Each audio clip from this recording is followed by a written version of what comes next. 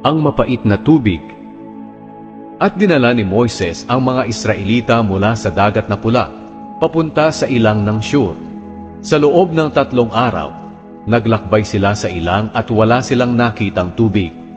Nang makarating sila sa Mara, nakakita sila ng tubig. Pero hindi nila ito mainom dahil mapait. Ito ang dahilan kung bakit Mara ang pangalan ng lugar. Dahil dito, nagreklamo ang mga Israelita kay Moises.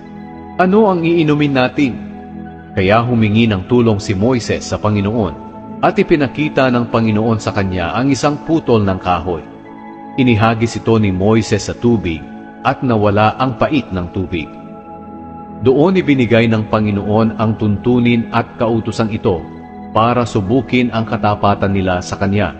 Kung susundin ninyo ako ng buong puso, ang Panginoon na inyong Diyos, at gagawa ng mabuti sa aking paningin, at susundin ang aking mga kautusan at tuntunin, hindi ko kayo padadalhan ng mga karamdaman, gaya ng ipinadala ko sa mga Ehipsyo, dahil ako ang Panginoon, ang nagpapagaling sa inyo.